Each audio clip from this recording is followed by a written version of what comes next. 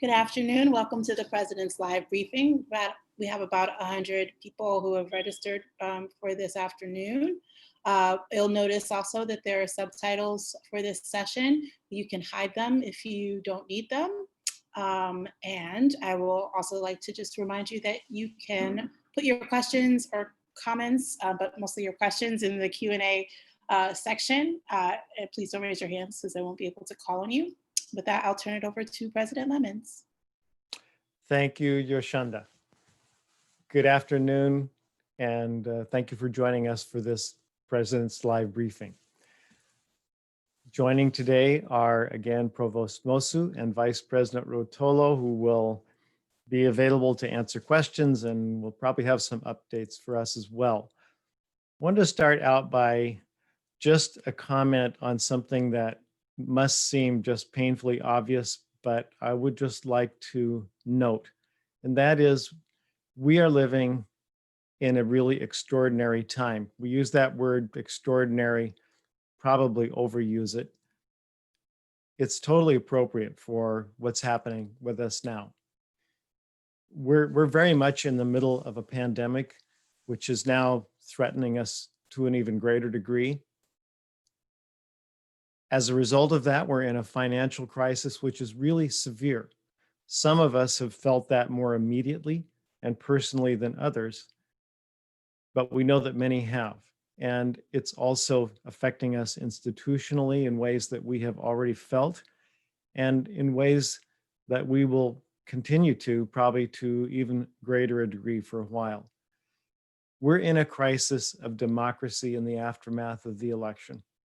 That election and what led up to that election has revealed how divided this country is. And in fact, the way I look at it is we really live in two countries that really increasingly don't understand each other. And that division is long-standing and very durable. We're in a crisis of inequity. And that is very much integral to the racism that is systemic, and there are other aspects to that. So these times, really, I don't think we could overstate how really challenging they are. They call out from us ways to respond that we have not maybe fully ever done before. It's not business as usual in pretty much any area of our lives. And that's really asking a lot of us. As a college, we're having to respond in ways and do things that we have never done before. So I say all that just to thank everyone for what you have done and for the amazing ways that you have responded, but also to say that we need to keep doing that same thing. I really feel that not only the caring for students and the concern for students, but the caring for each other and paying attention to the stresses and the needs of each other. I feel like that is a real Lehman College characteristic. No, we're not perfect at that. We don't always follow through on that value, but I really feel that is a real characteristic of Lehman College. It's not really overstating it to say that. At the same time, I feel like that is really being tested and will continue to be tested. And we all really have to be ready to continue to respond the way that we have, with caring, with concern for each other, with a commitment to the mission of the college, and also with the determination that we will persist through these times, and we'll do more than persist. We will continue to grow and develop as we're doing that. I hope that's how you feel, and I hope that you share with me both the sense of how really extreme in a way the times are that we're living in, but also the degree that I feel that we are really up to that challenge. And we really do have a lot of strength and a lot of depth to call on as we deal with it. So related to that challenge, to move on, the budget is always foremost because, of course, that is so much impacted by what's happening, particularly with the pandemic. We have no updates at all on the budget, and I know this is really a broken record now, but as I speak to our legislative delegates, assembly persons and senators, and others, what I keep hearing is nobody knows anything. And the state legislature will probably be back in session in January, but fiscal year and this academic year in a way that I think still is sound and still takes into account the major contingencies. It doesn't mean we can't be surprised, either in a good way or a bad way. But we have planned, I think, very well. And I think we've stayed a course that has not been easy to do, but that we have done successfully so far. And I think will take us through this fiscal year as we begin to plan for the next fiscal year. Any new information that we get, we will pass on along to you as quickly as we can. You know, that's very important. But at this point, we don't have that. And so we are continuing on the course that we've set as we plan for the spring term. And as courses are planned and enrollment continues, we will continue on the course that we have set. So with that, I would like to call on Provost Nwosu to update us with what he may have to tell us. And then we'll move on to Vice President Rotolo. Thank you, Mr. President, and good afternoon, everyone. I do want to actually draw from the opening portion of your remarks this afternoon by reflecting on the presentation that took place yesterday at the General Faculty Meeting. And I thought it was a very, very important conversation. And the theme of that conversation was really about supporting learning and supporting each other. And that's precisely the point that you have made this afternoon, President Lemons. But if you really look at those, there are a number of key takeaways that I want to draw our campus community to in terms of that presentation. And before I do that, I want to thank General Faculty Chair Ann Rice and the Executive Committee for putting that event together yesterday. I also want to thank the faculty who presented and shared their experiences about the engagement that they're having with their students, and certainly some of the challenges that we've all experienced this past several months. Amanda Guler is one of them. Sophia Su is the other person, faculty, and Joe Ferrer is also another faculty. And the three of them, along with Teresita Levy, did share information about some of the experiences and best practices that they have had to engage in as they navigate these extraordinary times.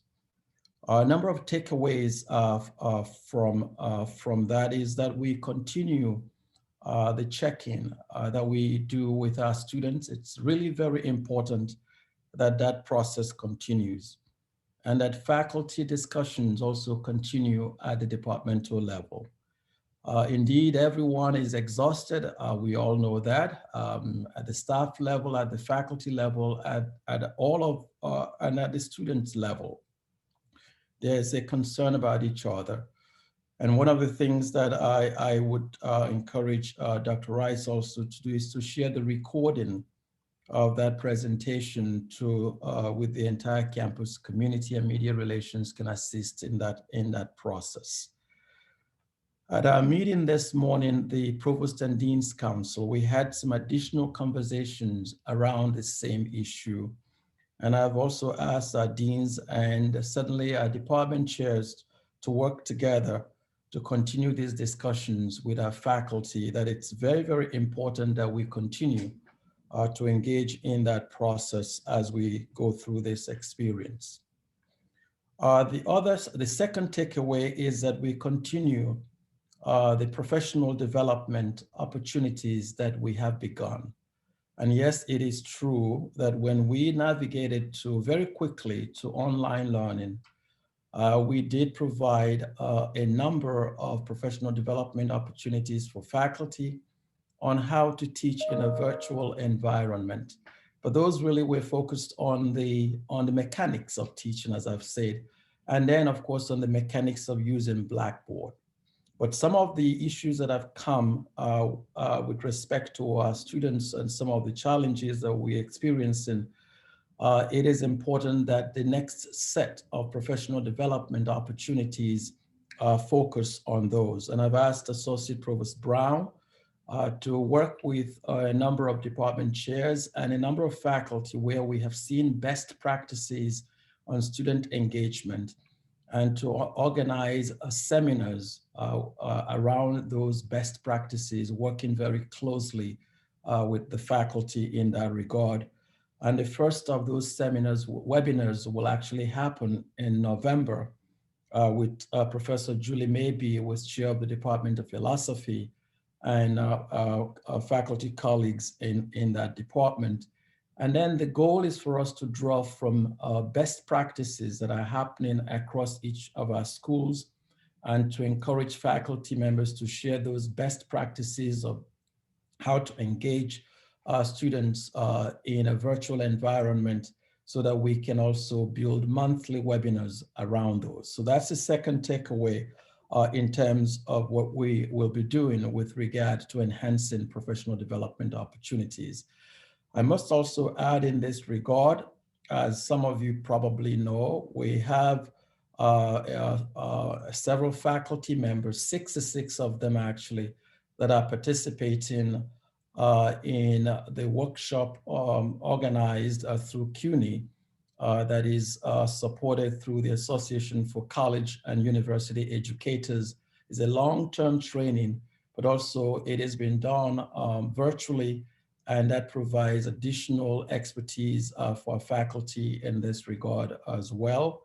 And there is another training opportunity that just came up that CUNY is also sharing with us, that is being done with the Western Governors University. And so Associate Provost Brown is also coordinating that in his shop, and we'll be getting those to our colleagues as quickly as possible. The other takeaway that I like to share with folks as you think of what transpired yesterday is really the support services that our Student Affairs Division is providing to students. And I want to thank Karen Smith and her team for the excellent work that they are doing in the Counseling Services Department. She talked about those experiences yesterday and how they engage students. And to the extent that there are challenges our students are facing and faculty are aware of that, or staff are aware of that, it's important to refer those issues to the Counseling Center. They have the staff there to support our students. There's also work with the Wellness Center and then the Office of Disability Services. Those units are continuing the support services that they are providing our students on a continuous basis. And so I want to commend them. That was an important takeaway as well from yesterday's general faculty meeting. A final takeaway that I also want to share with folks, and I did bring this up in our Provost and Dean's Council meeting, is the study that was actually done by CUNY, the CUNY Office of Institutional and Policy Research. Actually was a spring 2020 undergraduate student and faculty academic experiences survey where they monitored academic outcomes and experiences of faculty and students during the spring term. The report of that study has been released, and there are a number of takeaways from that, and I will be sharing that with media relations, and they will post that so that faculty will have access to those. But there are 7 key takeaways from that, which of course is tied to the discussions we had at the general faculty meeting yesterday. One is to, and I'll share a few of these, one is to encourage instructors to maintain regular communication with students throughout the term, while focusing on asynchronous instruction, supplement with synchronous interactions which students say they value. That's something that our students say they value. So it's important to keep those in mind. Create opportunities for students to interact with classmates to support learning and foster engagement and accountability. Interactions can take many forms, including group work, body systems, and group communication channels, as well as opportunities for students to participate in different modalities of instruction.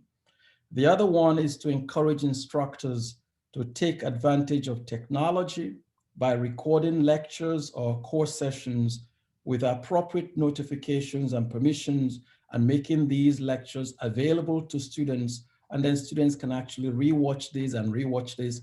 And indeed, the literature suggests that when students have the opportunity to take a look at what instruction has taken place multiple times, then they get to have that information retained. And then there is also another recommendation that came from that study, is to communicate with students about why in-person instruction is not feasible at this time, and that the administration's decision-making process and trade-offs are taken into account when these decisions are made, and that faculty and students are informed about what decisions actually came into play, so that they are in a position to accept some of the difficult decisions and experiences that they're going through at the moment, and the reasons why those decisions are being made. So I want to encourage folks to take a careful look at that very study. I've shared it with Cabinet and PDC, and we will be sharing that with the campus community. You've heard me talk about a caring community. It is one that values patience, empathy, flexibility, and these are the times that call for these kinds of attributes to continue to be the mark for which we are known for. As the president mentioned, these are extraordinary times. And I want to thank all of you and faculty members, students, and staff for the resilience we've shown throughout this period. Mr. President, I hand this back to you.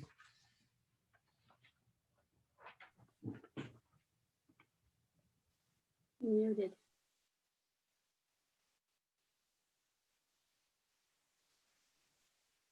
President Lemons, you were muted. Thank you. Thank you, Provost Nwosu.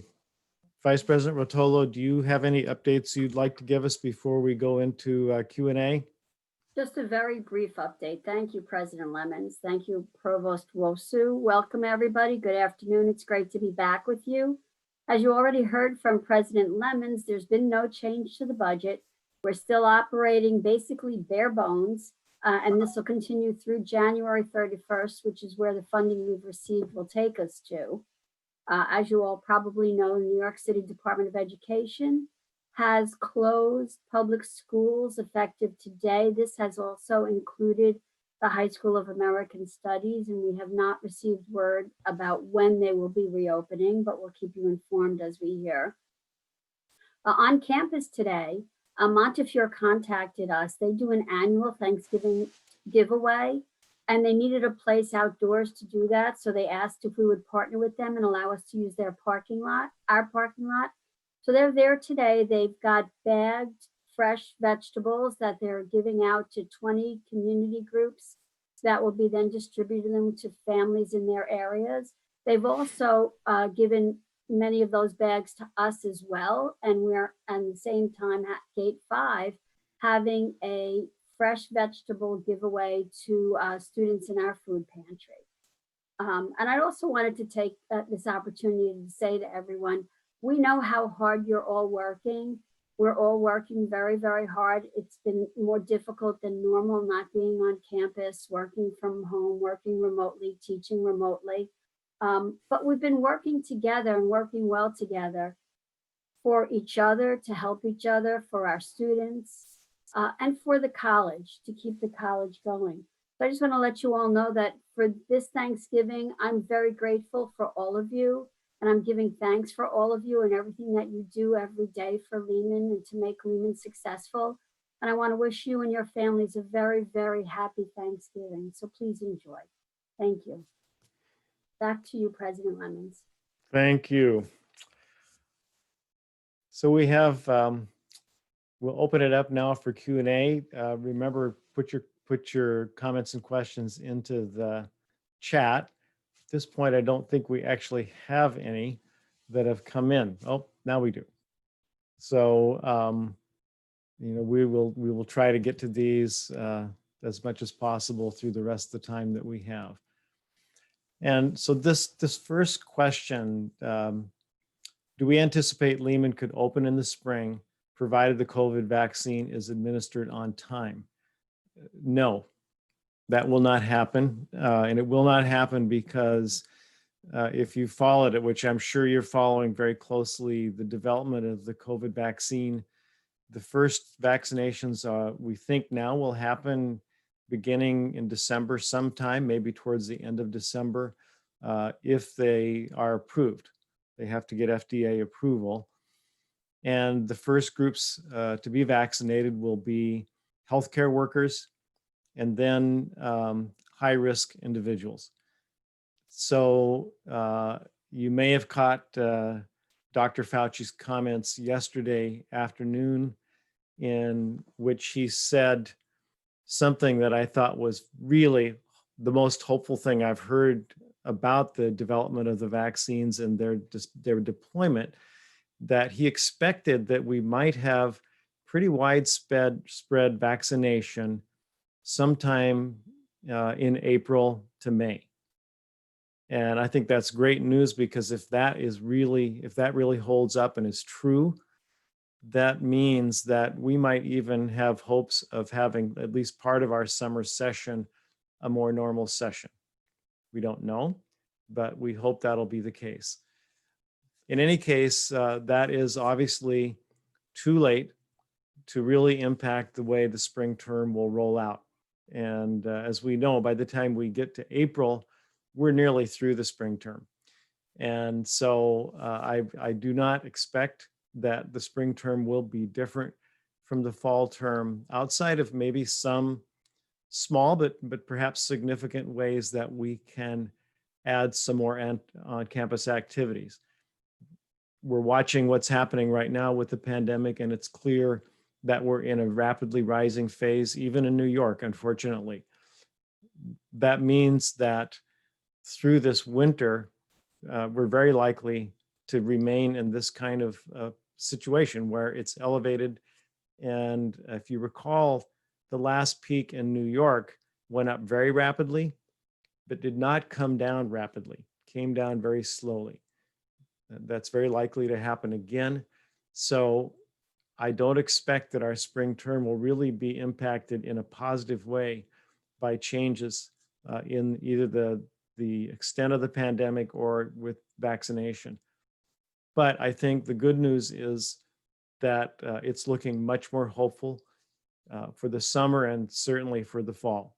So as I said at the beginning, we have a lot of persevering yet to do, which I think we will do, but we're beginning to see that light at the end of the tunnel and feel more optimistic that it actually really is a light, and there's some kind of an end that's getting more in sight.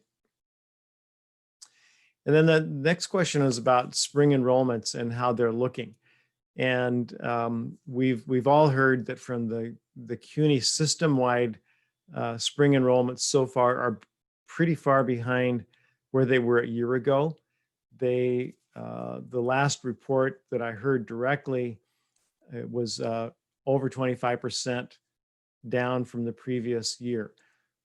But it's early, and even comparing to this time in a previous year probably really isn't going to be very helpful for us. It's just a very different year. And even if we watch the time course of how enrollment happens, it's very likely to be different. We have many students that are struggling to pay their balances, their current balances for this term or previous terms. It's actually many thousands of students. And so that may well be affecting enrollment now. We hope that as we move into the next few weeks, that will improve. And that should also help enrollment. So it's very early to say. We're actually very hopeful about our enrollments. I keep reminding everyone that at Lehman College, we have really a superb enrollment team led by Vice President Sarmiento. And they are creative, and they never stop coming up with ways that we can help students to enroll and stay enrolled. So I have a lot of confidence in them. And maybe this is a good time to mention that we're having a calling day on December 12th. And on that day, we're asking wide campus participation to call students who have not yet enrolled, to encourage them to find out what obstacles they may be facing. And I think that will have a big impact, to directly contact students when they hear from somebody from the college reaching out to them. That can really make a difference. So even though our own enrollments, and I can't give you the current numbers for where we are comparing to last spring, even though those numbers are lower than they were last spring, I don't think that is a reason for us to really not feel confident that we will have a good enrollment in the spring. Mr. President, I wanted just to add on that. You mentioned December 12th is December 11th. Sorry, December 11th. Thank you. And then we are calling on volunteers to reach out to enrollment management to register to be one of those. It's actually based on volunteer staff, faculty to join this effort. It's one of the many initiatives that enrollment management is putting in place to help drive the numbers.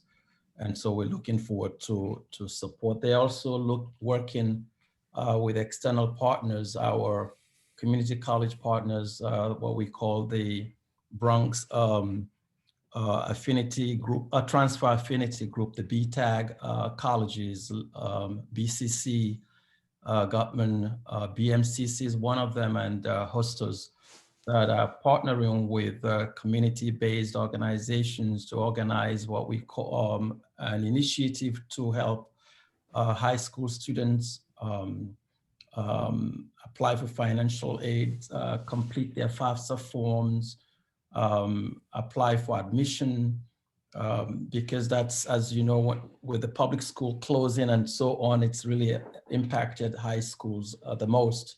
And so this is an outreach to our feeder high schools that's happening in collaboration with our partners to help also bring additional students to the college. That's great. Thank you. Again, December 11th is the day. And please do think about volunteering to help with that.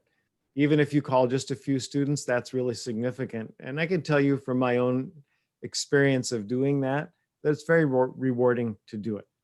Students really appreciate the fact that somebody took the time to call them and find out how they're doing and if there are obstacles they're facing to enrollment.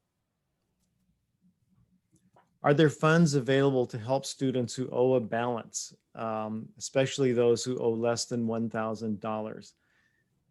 That's that is a really important question, and it's something that we are looking at because there are quite a few students that owe a balance in that range or less. And if they can get over that hurdle, that will help them to enroll and feel confident that they can enroll in spring.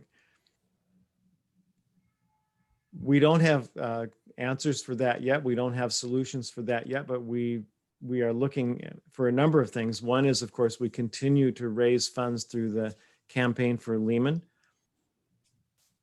We may be able to use some of the Institutional CARES Act fund yet. We don't know that for sure because there are a lot of restrictions on those funds, but that's another place that we can look. But we're actively looking at the ways that we can help students with those outstanding balances. In any way we can do that, we know it's really a win-win, because it's a win for the students because they can continue to stay enrolled, but it's a win for the college too, because our enrollment stays up, and ultimately that has a positive impact on our revenue. So it's something that is really in everybody's interest to address, and we're working very hard, and we'll continue to do that, to do whatever we can to help students with those balances.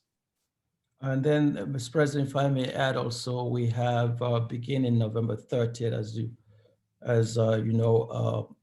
working with some of those students that have a particular fund balance to be able to register, and then arrange a payment plan with the college as well. So that plan is also in place as an option, and that begins right after November 30th. So we're looking, as the President mentioned, multiple opportunities to support our students.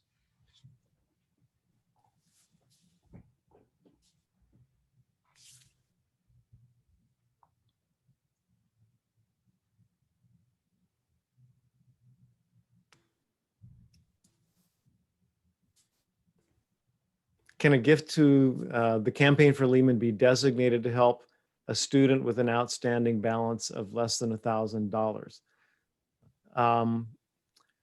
That's a really good question. And I'm not sure I can give an answer to that. I think I need to consult with Vice President for Institutional Advancement, Eversole, about that. But the campaign for Lehman has really focused on three primary areas: the support for our virtual food bank, emergency loans, and scholarships. And so it's definitely a place where some of those funds can go. And whether they can be specifically designated, I'm not sure. One thing I can say, though, is that whether it's a question of addressing food insecurity, or whether it's helping a student with some other, even transportation cost or some other cost that they're struggling with, or it's directly taking care of an outstanding balance, any one of those things can have a really significant impact, even though the amount might not seem like a really large sum. So giving to the campaign for Lehman is definitely going to help, whether it goes for any one of those three things. But we can find out if in fact you could designate specifically for this purpose.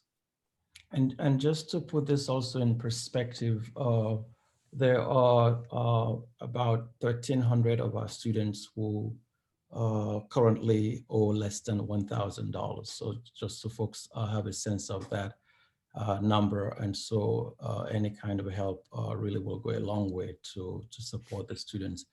Our Student Affairs Division also has some CARES Act funds that we've set aside. The President mentioned CARES Act funds before. We have set aside these funds to support students who may have a need to deal with utility issues. And so in the form of micro grants, we will be able to support those students to pay down on some of their phone bills or any of those, to the extent that we can. And there's a tiered approach that's been put in place with the Student Affairs Office, and I will encourage our students. We have a deadline, by the way, of December 1 for that purpose, to reach out to the Dean of Students in that regard. They're working currently with those who have applied. I understand from this morning Provost and Dean's Council meeting that we had over 200 students who applied, and they have narrowed this down in terms of the criteria that they have put in place vis-a-vis students that will be provided with that financial support in the form of microgrants. And one thing we can add too, in terms of supporting students, because there's so many ways that students really need support right now.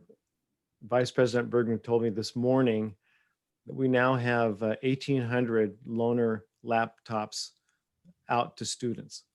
So, out of 15,000 students, that's over 10% of our students that have a loaner for this term. And of course, we know we're going to continue to do that into the spring session and probably the summer session as well, but certainly through the winter and spring. So there's been a lot of work, and I have to credit Vice President Bergman and his team in IT and also the team in Student Affairs that's been a part of making that distribution happen, because that's been a really major effort to, can imagine, to get that many devices out. The other thing that we distributed in the hundreds are Wi-Fi devices, because there's such a lack of broadband coverage in the Bronx in particular. So there's still a lot of demand for those devices, and we keep trying to obtain more of them so that we can get them out to students that need them.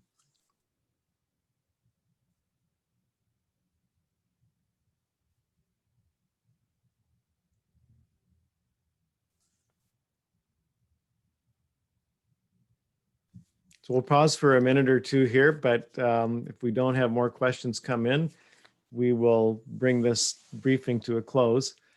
But if you've got anything yet you'd like to ask or have discussed, we'll give it a minute here before we we end the session.